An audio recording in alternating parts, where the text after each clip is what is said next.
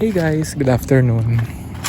And samahan niyo akong magmuni-muni sa beach. Today is Monday nga pala. And it's May 6, 2024. And kakatapos lang ng shift ko, ng work ko. And I decided na pumunta sa there, sa dagat. Wala lang, to relax from a not so very tiring day, pero Monday, and ang arte-arte ko magsalita, di ba? Pero ayun lang, let's talk about some things lang. Okay, ang ganda ng sunset, hindi ko na naabutan, pero ayan, so we're here na sa beach and it's already past 6 p.m. and yun, tapos na rin yung sunset. And I decided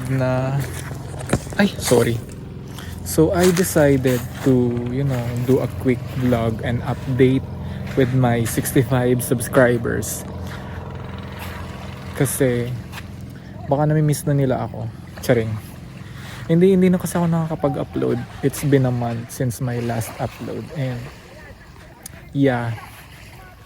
So ayan, ang ganda, 'di ba? So I'm very lucky lang na I have this paradise with me, na after work I can visit here anytime. Charing. Anyway,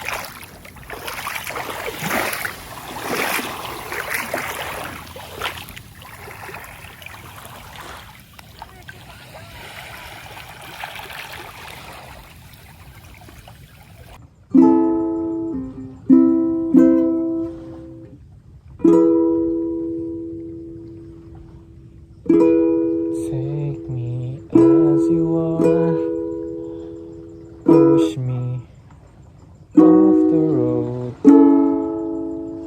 the sadness I need this time to be with you.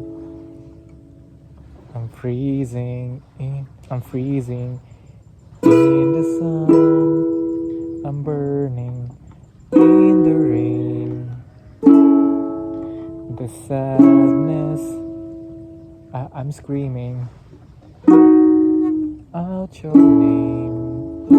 Tama ba? And I do reside in your life. Ano ba naman yan? Ang off-key naman ang ano ko. Anyway, magpe-play lang tayo dito ng ukulele by the sunset. Siyempre, wala nang sunset eh. An update vlog. Kasi nahihirapan ako mag-edit eh. Na-overwhelm ako.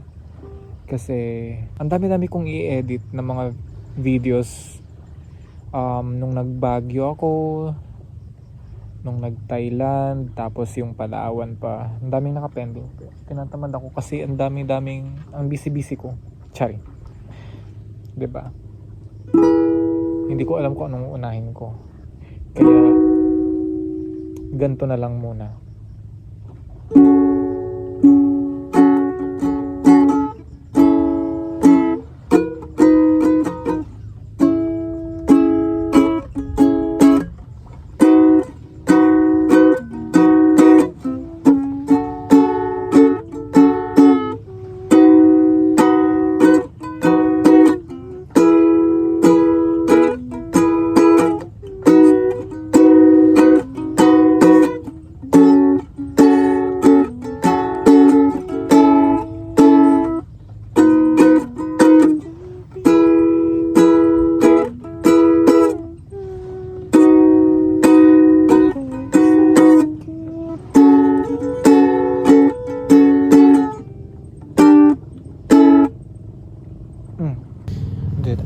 Arizona sky is burning in your eyes. You look at me, baby, wanna catch on fire.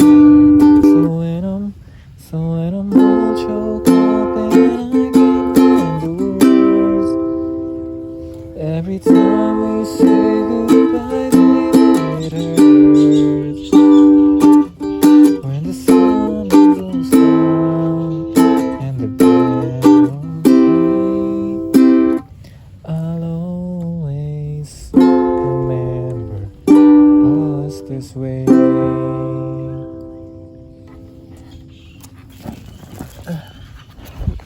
So beautiful. The sunset.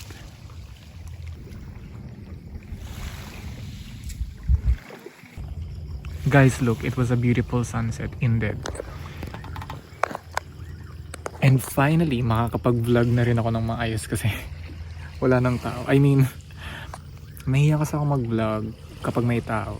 And kanina may dalawang foreigner dito kasi nag-boating sila, and then ayun, so yeah, that's it. And uy, umilo na yung word ng San Agustino.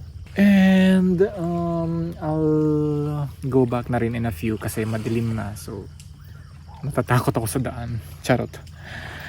And yun lang naman, konting update lang with me. Yeah. And can I just say how hot it is in the Philippines right now? Ang arte. I mean, yeah, ang init. Sobrang init ngayon sa Philippines. And since ngayon is May na, sabi sa weather update is wala pa daw tayo sa peak yung nararamdaman nating init ngayon. Oh my God. And it's really hot. Lalo pa sa ibang lugar, di ba? Kasi dito nga sa amin, sobrang init sa from 10 AM hanggang 3 PM, sobrang init. Pero pagdating ng like mga 4 PM to 5 PM, hindi na ganun kainit. Medyo lumalamig na. Hindi na maalinsangan.